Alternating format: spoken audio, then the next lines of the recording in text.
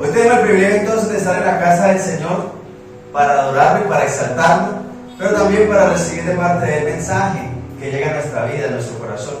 Y quiero pedirle el favor que abran sus Biblias en el Evangelio de Mateo, capítulo 4, verso 17. Porque el reino de los cielos se ha acercado. Desde entonces comenzó Jesús a predicar y a decir: arrepentidos porque el reino de los cielos se ha acercado. ¿Qué quiere decir que el reino de los cielos se ha acercado? Porque ¿será que ese hecho de que el reino de los cielos se haya acercado nos beneficia o nos pone en riesgo? ¿Qué quiere decir el Señor en ese momento cuando establece que el reino de los cielos se ha acercado? Que tenemos ese gran privilegio de parte de Dios de tenerlo cerca, pero también tenemos la gran responsabilidad de asumir ese compromiso. Un gran poder conlleva una gran responsabilidad. Ese poder de parte de Dios de que el reino de los cielos se haya acercado a nosotros implica para nosotros la bendición y la oportunidad de saber que estamos más cerca de Dios, que podemos llegar a Él. ¿Por qué? Porque si recuerda que ¿quién lo dijo? Jesús. Jesús mismo estaba con la gente cerquita, lo teníamos al lado. Es como si viviéramos cerca del gobernador o del presidente, fuéramos vecinos o fuéramos amigos y pudiéramos preguntarle. O como si usted tuviese de vecino un médico internista y fuera amigo de él, le pudiera preguntar cada cosa. Más fácil, ¿cierto? Mejor. Pero eso también implica que el tiempo se está acercando, que hay más riesgo para el que no está buscando de Dios, para el que no conoce de Dios. Pero ese privilegio de que el reino de los cielos se ha acercado, nosotros debemos saberlo manejar, debemos saberlo usar. ¿Por qué? Porque no es posible que yo viva al lado del presidente, que eso no pasa, y tenga alguna situación por manejar y no me acerque a preguntarle o a decirle, o mire qué tal cosa. Nosotros podemos ver aquí que el Señor comienza diciendo: arrepentidos, porque sí es una advertencia. Es tiempo ya de que nosotros cambiemos nuestro estilo de vida, empecemos a hacer lo correcto delante de Dios, porque el reino de los cielos está más cerca, se ha acercado a nosotros. Pero resulta que el reino de los cielos se ha acercado a nosotros y pareciera que nosotros nos hemos alejado del reino de los cielos. El Señor Dios acercándose a nosotros, pero nosotros corremos más rápido, nos alejamos de Dios. Y miremos el libro de Efesios, Efesios capítulo 2, verso 8 al 10. Porque por gracia sois salvos por medio de la fe, y esto no de vosotros, pues es don de ¿quién? Don de Dios, un regalo de Dios, no por obras, para que nadie se gloríe. Nosotros recibimos la salvación de parte de Dios por gracia, porque Él tuvo gracia para con nosotros, no por lo graciosos que seamos, sino porque el Señor tuvo misericordia gratis. ¿Nos regaló qué? ¿Qué nos regaló? La salvación. ¿Lo merecíamos? ¿La podemos comprar? ¿Hay algo que nosotros podamos hacer para merecer la salvación? Nosotros llenos de errores y de pecado y de cuanta cosa, y tan pequeñitos que somos comparados con el Dios Todopoderoso, ¿habrá algo que podamos hacer para merecer esa gracia de parte de Dios? Es que imagínense una hormiga en su cocina, ¿sí? ¿Habrá algo que la hormiga pueda hacer lo suficiente como para impactarte a ti de tal forma que merezca que tú lo cuides y le alimentes? Muy difícil. De pronto que tú tengas misericordia y la dejes ir, pero lo más común es que esa pobre hormiga no tenga un final feliz. Nosotros más pequeños que eso, porque Dios es mucho más grande y mucho más poderoso. Más pequeños que una hormiga. No hay maromas, ni gracias, ni cosas que podamos hacer para que merezcamos, para decirle a Dios: Dios, es que yo me merezco esto. Pero por gracia somos salvos, gratis, por el amor de Dios, porque Dios tuvo compasión de nosotros. El Señor vio la hormiga y dijo: Tan bonitas las patitas, cómo camina. Dejémosla que siga. Vamos a ponerle en un mejor lugar para que esté segura. ¿Cuándo hacemos nosotros eso?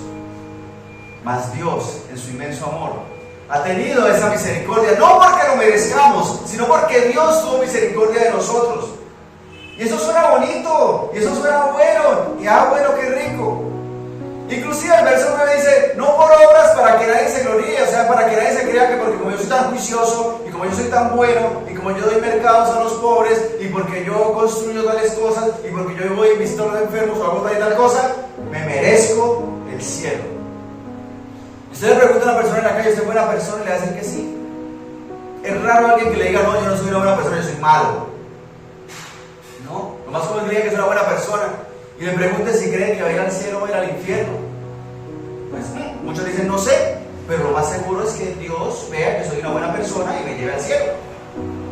No porque Dios sea bueno, sino porque la persona cree que se lo merece por ser bueno. Pero no es por obras, no es por lo que uno haga o deje de hacer que alcanza la salvación. Pero el verso 10 dice, porque somos hechura suya, creados en Cristo Jesús, ¿para qué? Para buenas obras. ¿Para qué fui creado? ¿Para qué estoy en esta tierra? ¿Por qué estoy aquí? ¿Qué dice ahí? ¿Que fuimos hechos para qué? Para buenas obras. Porque somos hechura suya, fuimos creados por Él. Creados en Cristo Jesús para buenas obras, las cuales Dios preparó de antemano. ¿Para qué? Para que anduviésemos en ellas, para que caminemos en ellas, para que sigamos en ellas, para que las hagamos. Fuimos creados con un propósito, ¿cuál? Hacer buenas obras. Para que caminemos en ellas, para que en nuestra vida andemos en ellas. Ya en el cielo es otra cosa. Ya en el cielo nos pondremos a cuentas. Y el Señor dirá cómo nos fue. Él sabe con justo juicio cómo manejar esos procesos. Pero nosotros tenemos una misión y es hacer buenas obras. Porque la salvación no es por obras. Pero la salvación de los demás sí. Yo soy salvo gratis. Pero para que los demás se puedan salvar, yo debo hacer. ¿Qué obra debemos hacer? Fundamental. Todos nosotros debemos hacer una obra. ¿Qué obra? Para que los demás se salven. Predicar. ¿Eso es una obra? Sí, es un trabajo. ¿Requiere esfuerzo? Sí, requiere tiempo, requiere dedicación. ¿Por qué? Porque hay que hacer varias cosas para predicar. Orar. ¿Qué más hay que hacer para predicar? Ayunar. Conocer la palabra. Para conocer la palabra, ¿qué hay que hacer? Amar la obra de Dios. Hay que hacer un montón de cosas. Abrir la boca, que de pronto es lo que más nos cuesta, porque ayunamos, ¿sí? Estudiamos la palabra, ¿sí?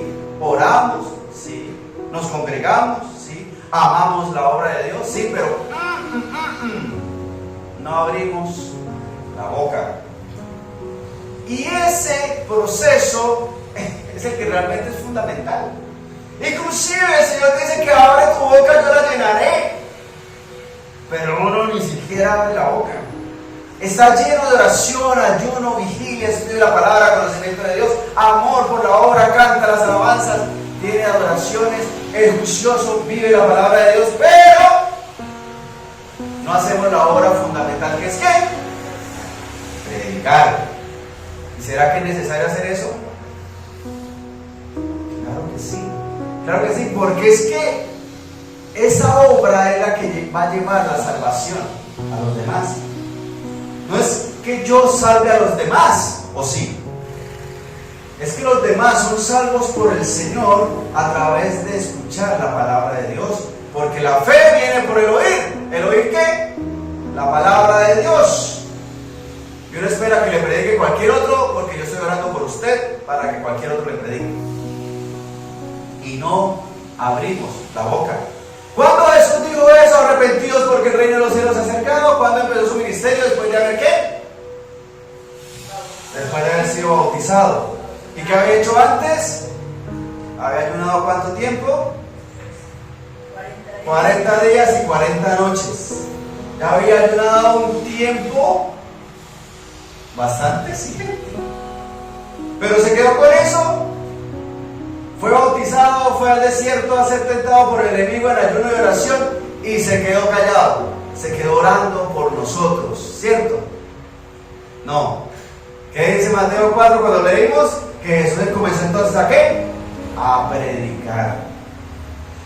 Ese es el llamado para nosotros. Nosotros estamos llamados a predicar, porque todo lo demás lo tenemos como conciencia de hacerlo y queremos hacerlo, queremos orar. Ay, a veces me da pereza, pero no voy a orar por fulanito que está enfermo, o por tal situación, o para que me paguen porque no me han pagado la quincena, o por tal situación. Pero no estamos enfocados en predicar. Salmo 23, verso 1 en adelante, un pasaje que muy seguramente conozcamos. Jehová es mi pastor, nada me faltará. En lugares de delicados pastos me hará descansar. Junto a aguas de reposo me pastoreará.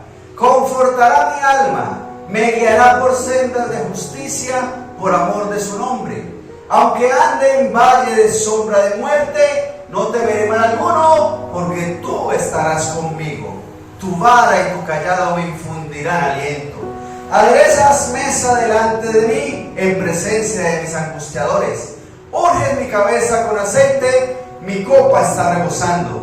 Ciertamente el bien y la misericordia me seguirán todos los días de mi vida, y en la casa de Jehová moraré por largos días. Qué hermoso, qué promesa tan linda. Una fila de promesas así una tras de otra de bendición de parte de Dios, y terminamos por aprendernos ese pasaje porque es muy bonito y en todo ese texto yo no tengo que hacer nada. Qué bonito. Jehová mi pastor, nada me faltará. Fin, con que me aprenda eso, suficiente. El pastor da la vida por sus ovejas, cuida las ovejitas, le da pastos. En lugares de delicados pastos, que ni siquiera dicen donde haya pastos, dice no, en lugares de delicados pastos. ¿Me hará qué? Descansar. Eso es lo que yo quería escuchar. Ese es el pasaje, lo va a resaltar, pero de una vez. ¿Por qué? Porque es que eso nos gusta. Y así es. Esa es la salvación, esa es la bendición de Dios, ese es el cuidado de Dios, esa es la promesa de Dios. Qué rico que yo entonces lo que tengo que hacer es ¿qué? Descansar. Y nos quedamos con eso. Y es que la Biblia debería ser solamente el Salmo 23. ¿Será? No, ¿cierto? Pero nos pasaba en otras épocas, o era el Salmo 23 o el 91, y como que no había nada más en la Biblia. Y la Biblia se dejaba abierta en esa página y se ponía amarillo. Y era el único pasaje que se leía. ¿Por qué? Porque es que eso es lo que nos gusta. Leer y recibir aquella bendición en la cual preferiblemente yo no tenga que hacer nada. Mire, el verso 3, confortará mi alma, o sea, me va a dar fuerza en mi alma, ¿sí? Me guiará por senda de justicia por amor de su nombre, o sea, andaré por los caminos que Él establezca, y ojo con eso porque dice que hacer algo. Si el Señor me va a guiar por un camino es porque yo debo ¿qué? Caminar, yo debo andar, o sea, que no es que solamente me dedique a descansar. Parece como uno lo lee y pasa de largo esos detalles porque a mí me interesa lo que me va a dar, ¿sí? ¿Qué me vas a dar, Señor? Y te busco. ¿Qué voy a recibir de ti? Y te busco. Pero cuando ya lo recibimos, entonces nos quedamos en eso. Aunque ande en valle de sombra de muerte, no temeré mal alguno, porque tú estarás conmigo. O sea que sí hay que caminar, sí hay que hacer, sí hay que un recorrido que caminar, que recorrer, perdone la redundancia. Nosotros sí debemos hacer de parte de Dios lo que el Señor establece para nuestra vida. Inclusive el Salmo 23 también habla de situaciones complejas. Terminando el verso 4, ¿qué dice? Perdón, el verso 4 dice, aunque ande en valle de sombra de muerte. O sea que se puede poner difícil la situación. ¿Qué será un valle de sombra de muerte? Eso no suena como el sitio para ir de paseo con la familia, ¿o sí? ¿no es cierto? Suena como un lugar como peligrosito, ¿sí? Como que hay muerte en ese sitio, aunque camine por ahí. Y ese es el asunto con nosotros, que no caminamos por la senda fácil, no le predicamos de la tienda porque nos toca ir hasta la tienda. Bueno, ya no nos toca porque no pide el domicilio por WhatsApp, ni siquiera le mando un mensaje de audio, es un mensaje de texto. Vecina, envíeme un pan de 2.000. Gracias. Ya. Ni Dios le bendiga, ni buenos días, ni nada. Ya ni eso hacemos. No le predicamos absolutamente a nadie. Y eso que es por el camino fácil. ¿Qué tal nos tocara ir por allá a tierras del oriente donde están en guerra a predicar? Muéstreme pensarlo. No. O no vayamos tan lejos. Aquí mismo en nuestro país, ¿será que hay zonas donde hay valles de sombra de muerte? ¿Ha pensado aquí mismo en la ciudad hay zonas peligrosas donde ir a predicar? ¿Ha pensado usted ir a esos barrios donde hay tanta droga y tanta delincuencia a predicar? No, eso tiene que haber un ministerio que se encargue de eso. Y es que, hermanos, si ni siquiera agarrados del Salmo 23 nos ponemos las pilas a hacer la obra de Dios, mire, dice, tu vara y tu callado me infundirán aliento. Esperemos a que me infunda aliento. Cuando me den ganas de hacerlo, lo hago, porque Dios pone el querer como el hacer por su buena voluntad. Entonces, como no me ha nacido hacerlo, pues no lo hago. ¿Sí es así como funciona? En su casa, hasta que no le den ganas de hacer aseo, ¿usted no hace aseo? No, esperemos a que haya más losa sucia, a ver si le dan ganas de lavar la losa. Cuando me den ganas de lavar la losa, la lavo. ¿Es así? Cuando me den ganas de lavar la ropa, la lavo. Cuando me den ganas de plancharla, la plancho. ¿Es así como funciona su casa? Hasta que le den ganas, o esperamos, por ejemplo, en los hijos, que le den ganas de hacer oficio. ¿Es así? Esperemos a que me den ganas de levantarme para levantarme. ¿Sí es así? No, ¿cierto? Uno tiene que poner de su parte, uno tiene que hacer. Y ese tiene suena feo, pero así es. Porque nos toca hacer. Se queda usted en su cama y se muere, hermano. Cuando se levanta y consigue para comer. Nosotros debemos tener claro eso, que el Señor quiere hacer esto. Verso 5: aderezas mesa delante de mí en presencia de mis angustiadores. ¿Qué angustiadores son? Los de la luz, los del gas, los del agua, porque no voy a hacer nada. Como no hago nada, entonces me van a cortar la luz. ¿Qué angustia? ¿Será eso a lo que se refiere el Señor? Unge mi cabeza con aceite, mi copa está rebosando, ciertamente el bien y la misericordia me seguirán todos los días de mi vida, pero yo camino más rápido. No, de la misericordia sí me va a alcanzar, del bien sí me va a alcanzar. Y en la casa de Jehová moraré por largos días. Amén, así es. Porque tienes salvación y vida eterna y vas a vivir en la casa del Señor. Y no importa las acechanzas del enemigo, podemos seguir adelante, pero hay que hacer. Nos quedamos disfrutando, pero no hacemos. Evangelio de Mateo capítulo 28, verso 16 en adelante, otro pasaje muy conocido. Pero los 11 discípulos se fueron a Galilea, al monte donde Jesús les había ordenado. ¿Por qué 11 no eran 12? Jesús había sido muerto, crucificado y había resucitado. Y Judas estaba muerto. Los 11 se fueron donde el Señor les dijo. Y cuando le vieron, ¿vieron a quién? Cuando vieron a Jesús le adoraron, ¿pero qué? Algunos dudaban. ¿Algunos de cuáles? De los 11 discípulos. Ese texto es muy importante que nosotros lo podamos tener presente. ¿Por qué? Porque es que eran uno dice, bueno, los 12 apóstoles, de esos 12 Judas, pues como que raya ahí entre la visión que tenían los demás.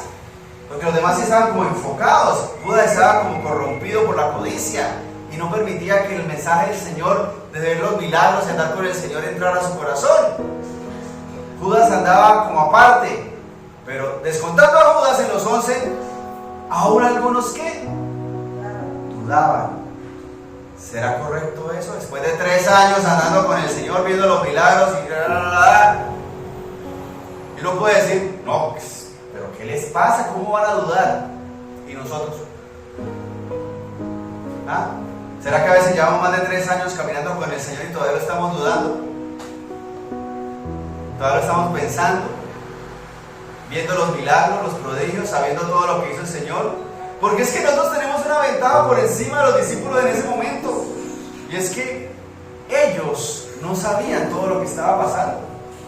Vieron a Jesucristo ser crucificado y como que, a ver, el Mesías, el Rey de Reyes, Hijo de Dios, se dejó dar un latigazo. ¿Cómo es posible? O sea, se supone que si uno le va a dar un latigazo a Dios, cae un rayo y lo quema y se acabó.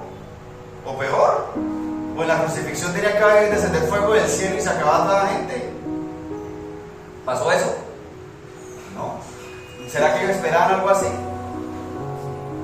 Muy posiblemente esperaban algo más asombroso, no que lo crucificaron y para completar se murió. Suena raro, pero esperar que el Hijo de Dios se muera. Ellos estaban todavía antes de la venida del Espíritu Santo en nosotros. No conocían todo lo que nosotros conocemos. Conocemos que Jesús resucitó, que anduvo con ellos, que se dejó tocar, que mire, ponga el dedo en mis heridas, a ver. Todo eso ya pasó. Después ellos tuvieron que ir por las iglesias y todos los milagros y toda la obra y lo que pasó en Pentecostés y la predicación y cuántas cosas no pasaron y cuántas no han pasado ahora y nosotros tenemos todo eso, pero aún dudamos. Y Jesús se acercó y les habló diciendo: toda potestad me es dada en el cielo y en la tierra, por tanto, id y haced discípulos a todas las naciones, bautizándolos en el nombre del Padre y del Hijo y del Espíritu Santo, enseñándoles que guarden todas las cosas que os he mandado. Y he aquí, yo soy con vosotros todos los días hasta el fin del mundo. Amén. A todas las naciones. ¿Esas naciones incluye esta, donde estamos hoy? Sí. A todas.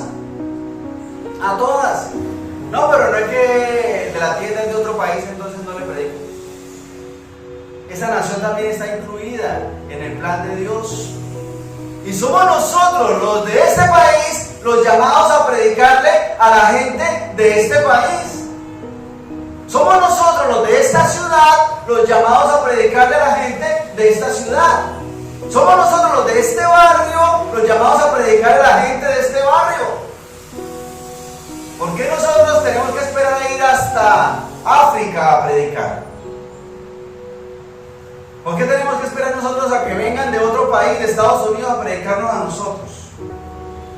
Porque estamos cómodos, somos salvos. En lugares de delicados pastos nos hace el Señor descansar. Todos los días hay comidita, a veces más rica que otra, a veces más opulenta que otra, pero la papita diaria, gracias al Señor, no falta. Y nos quedamos con eso. Pongamos de pie, por favor, porque hay mucho por qué orar, pero hay mucho a quien predicar. Hay mucha obra que hacer. La mies es mucha y los obreros pocos. Gracias al Señor por su bondad. Podemos estar confiados en Él y ponernos las pilas de hacer su obra. Señor Dios Santo, Rey Todopoderoso, gracias porque en su misericordia, Señor, en tu bondad, podemos estar plenamente confiados, Dios,